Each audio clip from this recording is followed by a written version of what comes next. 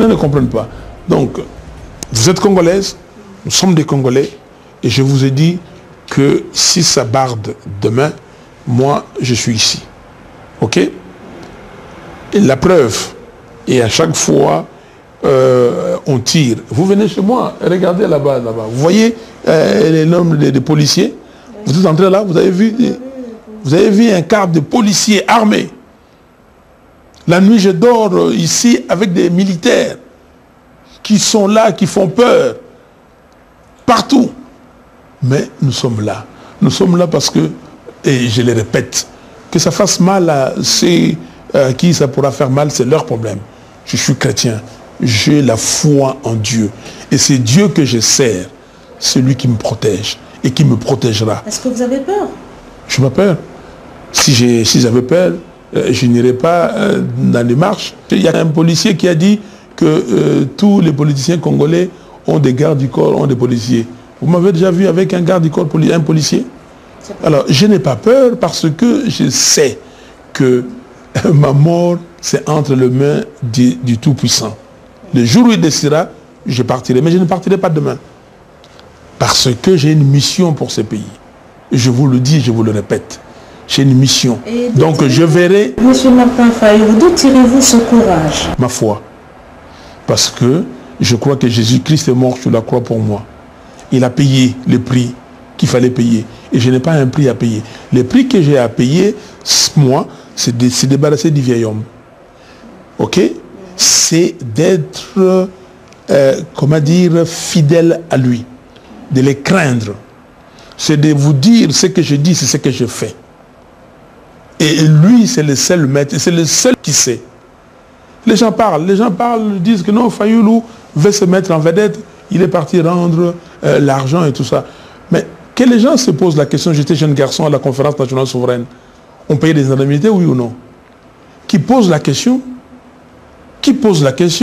Comment ça s'est passé à la conférence nationale souveraine? Les gens parlent de quoi?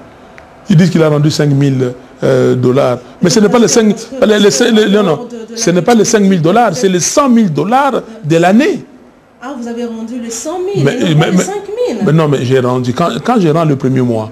Donc, ok, attendez. Tout le mois, oui, toute l'année, bon. Mais bien sûr, c'est ça que ça veut dire. Il ne faut pas voir les 5 400, les 5 500. Vous êtes un businessman, vous êtes un homme politique et puis vous êtes... Madame, ce n'est pas ça.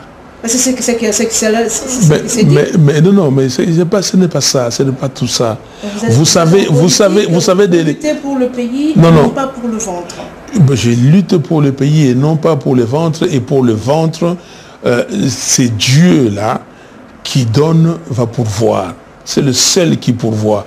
Et j'ai vu des gens dans ces pays qui ont volé l'État, qui ont profité de l'État.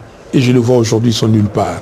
Et je dis à tous ceux-là qui profitent de l'État indûment, au détriment des Congolais, et qui font la misère des Congolais, qui causent des morts, des désolations, ils vont payer. Aujourd'hui, qui s'occupe des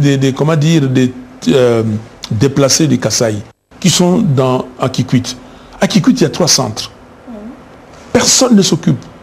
Même si un fonctionnaire veut s'en occuper, il est, pointé du doigt. Mais qu'est-ce qu'on cherche aux Congolais? Nous sommes un pays où il y a plus de déplacés internes. Plus de 4 millions de déplacés aujourd'hui. Vous trouvez ça normal? Vous trouvez ça normal que quand quelqu'un élève sa voix, il fait un travail scientifiquement prouvé. Je relève ce que M. Nanga fait avec son enrôlement. Et vous avez maintenant des provinces où on enrôle 94% des populations, sans courroux. Vous avez 11 provinces, on a enrôlé plus de 50% de la population. Et quand vous voyez ça, vous pensez que vous devez garder silence. Ce n'est pas normal. Et M. Nanga, qu'est-ce qu'il dit aujourd'hui? Que ceux qui ont triché, on va les traduire en justice. Mais, et il continue en disant, ceux qui ont occasionné ça ne feront plus partie de la CENI. Ça veut dire qu'ils vont recruter? Non, ce n'est pas ça mon problème. Mon problème, c'est que ceux-là ne doivent-ils pas être poursuivis? Ou ne devraient-ils pas être poursuivis? Son équipe. Mais comment quelqu'un, lucide. Quelqu'un qui veut faire un travail, il constate que on était à 650 000 électeurs, les Sankourou, en 2011. Et on projette qu'on aura 887 000 en 2017. C'est ça la projection. Mais on passe de 887 000 à 2 42 000. Mais ils voyaient bien, on a atteint 887 000, ils voyaient bien qu'on a atteint 1 million, 1 million 300, 1 million, jusqu'à atteindre 94% de la population. Mais l'enquête déjà commencé là-bas. Il a bien vu qu'on a arrêté un monsieur, secrétaire d'un ministre, à l'aéroport, comment dire, de Mboujaï, venant de Sankourou, avec des cartes d'électeurs. Ok? Alors, non, écoutez, moi j'ai l'impression, et même les expatriés, je leur dis, si la communauté internationale, ils pensent qu'il y a une démocratie tropicale qu'on veut donner au Congo, et je trouve malheureux, c'est un manque de respect pour les Congolais. On ne peut pas accepter ça. Donc, quand quelqu'un me dit, il y a une dame qui m'a dit, de la communauté internationale ici, 5 fois, que vous ne pouvez pas prétendre d'avoir les élections comme en Suède. Est-ce que vous comprenez ça? Donc, on ne peut pas avoir les élections comme en Suède. Mais les élections, est-ce que les élections françaises sont comme les élections suédoises? Est-ce que les élections américaines sont comme les élections britanniques? Mais le problème, c'est qu'on cherche au niveau des élections. La démocratie, c'est quoi? C'est les principes. Que ces principes-là, surtout les principes de transparence, soient respectés. Ok? Alors, le principe des partis politiques. On nous parle de seuil. Mais dites-moi, il y a aujourd'hui 586 partis politiques. Ces partis sont nés comment? Le ministère de l'Intérieur, à un moment donné, avait entrepris un travail pour dire on va enquêter sur les partis qui respectent la loi. Vous savez qu'aujourd'hui, si on regarde au regard de la loi, il n'y a pas plus de 60 partis qui peuvent opérer ici. Nous reviendrons, Martin, sur les partis, le fonctionnement des partis politiques. On reviendra, mais je vous le dis simplement pour vous dire que Kabila est en train de faire du poto-poto, du méli-mélo, il a tout mélangé, et les Congolais. Et si on doit terminer sur ces sujets-là, et c'est pour dire aux Congolais, ne suivez pas Kabila, s'il vous plaît. Kabila et ses agents, ces gens-là sont partout. Ces gens-là qui sont là en train de distraire les Congolais. Aujourd'hui, il n'y a pas de distraction. C'est pour cela que nous avons dit ceci. Le professeur Bélé, que je connais bien, avec qui je discute, il est à Boston, un savant. Il a fait voter les Congolais. Il a désigné l'administrateur. Mais c'est une méthode scientifique prouvée. Le professeur Jean Bélé avait imaginé un système ici pour enregistrer à moindre frais. Nous avons pris ce système, nous avons mis, j'ai mis le professeur Bélé en contact avec M. Nanga, un fils du pays. Depuis des années. Ah non, Nanga, il ne veut pas faire de... Le professeur Bélé parlait d'un montant dérisoire pour organiser l'enrôlement. Mais Nanga devait aller employer des gens des machines qui devaient coûter des millions. Il a dépensé 400 millions de dollars pour l'enrôlement. Il a demandé combien? Rien. Le professeur Bélé a réalisé ses votes. L'administrateur, nous le savons, et c'est comme ça nous transition sans Kabila. L'administrateur, parce que ce sont les Congolais qui l'ont choisi. L'administrateur est là, Mosengo a été choisi. Et les cardinal Mosengo, administrateur, c'est le numéro 1. Le numéro 2, c'est le docteur Mukwege.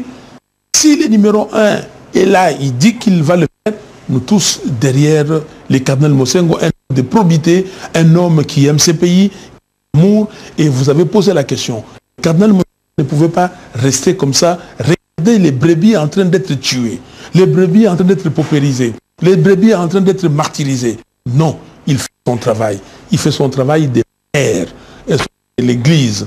Parce qu'il est là, il ne peut pas accepter qu'on tue les enfants. Que répondez-vous à ceux qui disent que la transition sans Kabila est une utopie? Mais il faut dire à eux, les gouvernements Kabila, gouvernement sans base légale, sans légitimité, donc ils acceptent coup d'État parce qu'ils sont passifs, parce qu'ils sont faibles. Moi, je n'accepte pas d'État. Il a fait un coup d'État, il est en train de faire le coup d'État et nous ne pouvons pas accepter que son coup d'État réussisse. Nous sommes dans un coup d'État. Ils me disent, ceux qui disent que la transition sans Kabila est un leurre et c'est inutile. Là, et les députés qui sont là, et les sénateurs qui sont là, les gouverneurs qui sont là, les députés qui sont là, ils sont assis. Je dis ça, crûment, sur quelle base légale? Les Américains appellent ça framework. Quel framework? Quelle base légale? Quel est le support? La Constitution? Non. La Constitution a dit que le second et dernier mandat de Kabila s'est terminé depuis 19 décembre 2016 et que Kabila n'entrera à aucune élection présidentielle. Ah, les voyants. Oui, tu es les voyants. Les Banerjee Lawal. Tu es un vrai héros. Mort sur les champs de bataille. Un vrai héros. Tu as dit le samedi 24 février à mon oncle Yannick Arsène, je cite, mon petit, je ne fais pas un combat de haine, mais un combat de droit. Incroyable mais vrai. Les gens meurent 3, 4 ou 5 dans ces villes, mais ce 25 février, il n'y a qu'un seul mort, c'est mon père. Quand les autres partiront, et moi je viendrai déposer le drapeau de la RDC sur ta tombe.